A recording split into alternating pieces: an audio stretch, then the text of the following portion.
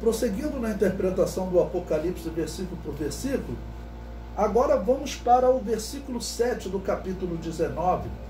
E esse versículo 7, ele é chave para nós interpretarmos uma das grandes questões desses últimos dias, que é a questão do arrebatamento pré-tribulacionista. Eu vou mostrar para vocês aqui, através do estudo das bodas do Cordeiro, que vai ser anunciado aqui nesse versículo 7, que é impossível a igreja ser arrebatada depois da grande tribulação. Porque claramente, o texto mostra que a igreja já está casada com Cristo, ela já se aprontou, ou seja, ela já está com corpos incorruptíveis. Tá bom? Todos os cristãos já estão com corpos incorruptíveis. Então eles já ressuscitaram, porque claramente está dito, né, que os mortos em Cristo ressuscitam incorruptíveis e depois nós, os que estivermos vivos, seremos transformados. Então, se a igreja aparece com corpos incorruptíveis, os mortos em Cristo já ressuscitaram incorruptíveis e a igreja já foi transformada. Então eu separei aqui 10 pontos para falar sobre o arrebatamento pré-tribulacionista, nesse capítulo aqui, 19, versículo 7. Então o versículo diz: regozijemo-nos e alegremo-nos e demos-lhe glória, porque vindas são as bodas do Cordeiro, e já a sua esposa, claro que é a igreja, né, se aprontou. A esposa se aprontou descreve a igreja ressuscitada e com corpos incorruptíveis, e estando no céu nas bodas do Cordeiro. Né? A igreja que ressuscitou e que foi arrebatada, né? Ressuscitada e arrebatada. E com corpos incorruptíveis, estando no céu para as bodas do Cordeiro. Então, se a igreja já está no céu, aqui no capítulo 19, versículo 7, e o capítulo 20 é uma sequência do capítulo 19, não existe dúvida disso. Jesus vence, então ele vem, se assenta em tronos com a igreja, ele prende Satanás, prende o anticristo, o falso profeta, são lançados no inferno, ele prende Satanás, e depois ocorre essa ressurreição de Apocalipse 20, versículo 4, que nós estudaremos. Ela é uma referência só aos mortos da grande tribulação, e não aos cristãos de todos os tempos, ok? Então aqui no capítulo 19, versículo 7, a igreja já aparece com corpos incorruptíveis, e eu digo, isso aqui é a morte do pós-tribulacionismo. O pós-tribulacionista que conseguir olhar sem uma guerra ideológica, sem uma guerra doutrinária, porque ninguém está pensando em guerra doutrinária, a questão é nós encontrarmos a verdade. Aquele que olha para essa questão aqui, olha, se em Apocalipse 19 a igreja já está no céu com corpos incorruptíveis, o capítulo 20 inicia com uma sequência da vitória de Jesus no capítulo 19, e só lá no capítulo 20, versículo 4, é que na interpretação dos católicos, dos protestantes, ocorre a ressurreição. Então, aquela lá não pode ser a única ressurreição. Tem que ter havido uma ressurreição de cristãos antes da grande tribulação. Por isso é que nós ensinamos que a primeira ressurreição, ela se divide em duas partes. Uma antes da grande tribulação, é o arrebatamento, e a segunda 7 anos depois, no início do milênio, é aquela de Apocalipse 20, versículo 4. E Apocalipse 19 concorda com essa interpretação chamada dispensacionalista, né? Por quê?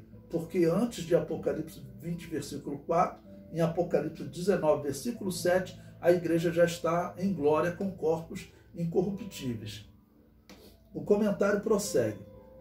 Neste ponto, é necessário lembrarmos as 3 teorias sobre a grande tribulação e o arrebatamento da igreja. O pré-tribulacionismo defende que o arrebatamento acontece antes da grande tribulação. A maioria da igreja evangélica é pré-tribulacionista, né? O mid-tribulacionismo defende o arrebatamento acontecendo no meio da grande tribulação, só quando houver aquele rompimento de pacto entre o anticristo e Israel. Mas, eu digo, o mid-tribulacionismo é complicado porque se a grande tribulação dura 7 anos e ela é as 70 semanas de Daniel, nós veremos mais à frente. Faz sentido você acreditar que a igreja tem que ser arrebatada antes de recomeçar a contagem das 70 semanas, dessa última semana. O comentário prossegue. O pós-tribulacionismo defende o arrebatamento acontecendo após a grande tribulação. E esse eu disse que é impossível. Esse não tem como ser verdade. O comentário diz: no estudo do Apocalipse, o melhor momento para falar do arrebatamento é a aparição da igreja nas bodas do Cordeiro. O Apocalipse deixa claro que as bodas do Cordeiro, união entre Jesus e a igreja, acontece no céu, e após essa união, Jesus se manifesta com a sua esposa para dar fim à grande tribulação e livrar a criação da terrível opressão do pecado. O apóstolo Paulo retratou esse momento. Ele diz: o mesmo Espírito testifica com o nosso espírito que somos filhos de Deus. E se nós somos filhos, somos logo herdeiros também. Herdeiros de Deus e co-herdeiros de Cristo. Se é certo que com ele padecemos, para que também com ele sejamos glorificados. Okay? Então o apóstolo Paulo descreveu esse mesmo momento em que a igreja estará sendo glorificada. Paulo fala de um momento que seremos glorificados com Jesus Cristo, e esse momento se cumpre no fim da grande tribulação, quando Jesus se manifesta em glória e todo olho verá. No versículo 27 de Mateus 24, diz: porque assim como o relâmpago sai do Oriente e se mostra até o Ocidente, assim será também a vinda do Filho do Homem. E logo depois da aflição daqueles dias, o sol escurecerá, e a lua não dará sua luz, e as estrelas cairão do céu, e as potências do céu serão abaladas. Então aparecerá no céu o sinal do Filho do Homem, e todas as tribos da terra se lamentarão, e verão o Filho do Homem vindo sobre as nuvens com poder e grande glória. Então, essa manifestação descrita aqui, ela é uma manifestação especial para Israel no fim da grande tribulação, quando todo olho o verá. Bom, o comentário prossegue. Este texto do sermão profético de Mateus retrata o fim da grande tribulação, pois Jesus deixou claro que essa manifestação como relâmpago ocorre após a abominação desoladora ser estabelecida na metade da grande tribulação. Combine esse texto do sermão profético com as 70 semanas. Jesus falou claramente que a abominação desoladora seria posta, e aí que os israelitas seriam perseguidos, e então ele fala da sua manifestação nas nuvens, né? O apóstolo Paulo prossegue falando dessa manifestação gloriosa da igreja. Romanos capítulo 8, versículos 18 e 19, ele diz: porque para mim tenho por certo que as aflições deste tempo presente não são para comparar com a glória que em nós há de ser revelada. Porque a ardente expectação da criatura espera a manifestação dos filhos de Deus. Olha o significado dessa manifestação dos filhos de Deus. Eu comento abaixo. O termo usado pelo apóstolo para traduzir, para o apóstolo e traduzido por criatura neste texto, e criação no versículo, é o termo grego kitsis, que segundo o dicionário Strong era usado no judaísmo para descrever alguém que se converteu à fé judaica. Neste caso, podemos ver que Paulo está falando da conversão do atual Israel a Jesus, que pregou a verdadeira religião de Abraão, Isaque e Jacó. Ok? Então, quando ele usa esse termo para falar que a criatura espera, no versículo 19, e no versículo, esse termo usado, kitsis, ele era usado para descrever quem se convertia à religião judaica, quem se convertia à verdadeira fé em Deus, ok? Do pacto judaico. E então o apóstolo Paulo está falando da conversão de Israel.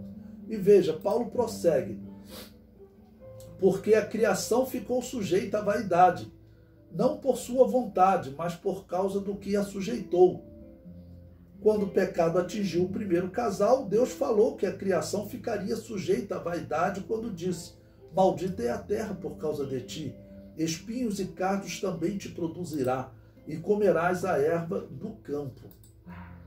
Gênesis 3, versículo 17 e 18. Paulo ensina que essa manifestação dos filhos de Deus trará bênção para a criação. A terra será abençoada e dará mais fruto e de melhor qualidade. Esta deve ser uma das razões para a longa vida dos que viverem na terra durante esse reino de Deus, implantado na terra, chamado de milênio na escatologia. Ok? Então essa é uma das razões.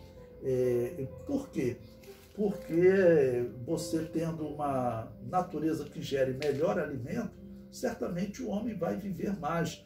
Observe que o homem ele vivia um determinado tempo antes do dilúvio, e depois do dilúvio o homem passou a viver menos. Muito provavelmente as águas dos mares, como cobriram a terra, isso tornou a terra menos fértil, bem menos fértil.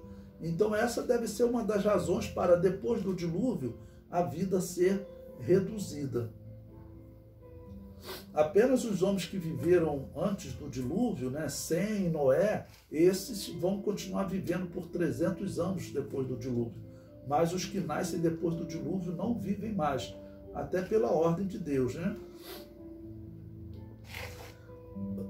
Romanos capítulo 8, versículo 21 e 22, o apóstolo prossegue: na esperança de que também a mesma criatura será libertada da servidão da corrupção para a liberdade da glória dos filhos de Deus. Porque sabemos que toda a criação geme e está juntamente com dores de parto até agora. A mensagem do apóstolo Paulo combina perfeitamente com a profecia de Zacarias, que descreve o ataque do anticristo. Então veja, esse momento que Israel está passando, agora na profecia de Isaías, que é uma profecia ligada à batalha do Armagedon, que é capítulo 14, Nós já estudamos esse texto, depois vocês veem com detalhe.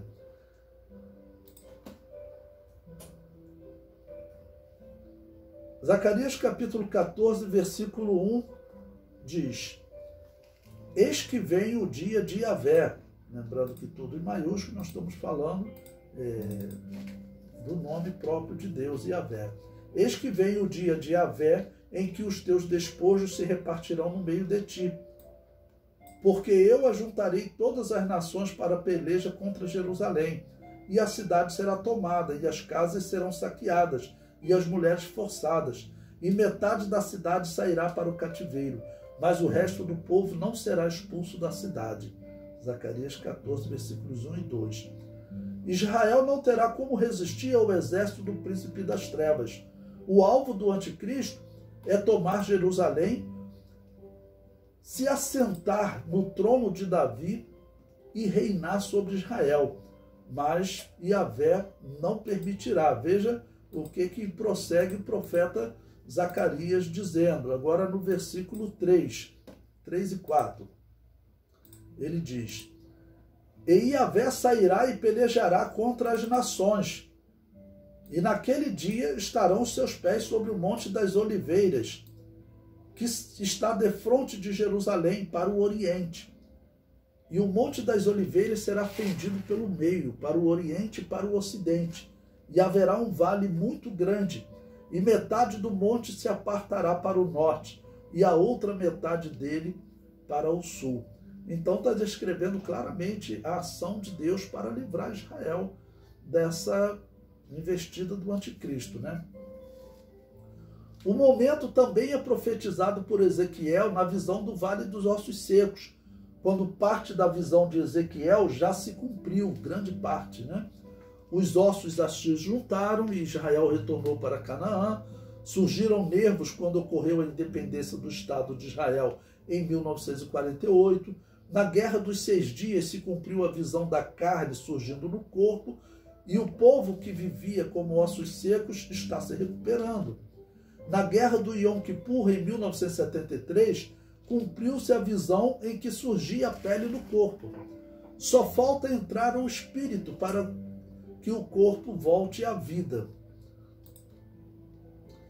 Essa parte da visão se cumprirá no fim da grande tribulação. Então, a visão do Vale dos Ossos Secos, lá que Ezequiel teve no capítulo 37, só resta dela se cumprir o Espírito entrar no corpo.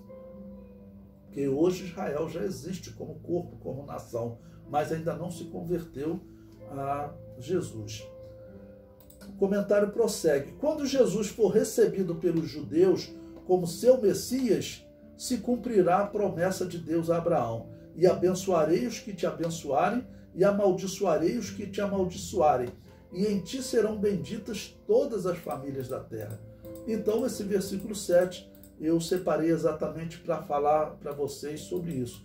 Vou falar agora, então, de 10 pontos que evidenciam que Jesus ele vem no primeiro período para arrebatar a igreja e depois para salvar Israel do anticristo. Então, o item 19.8.1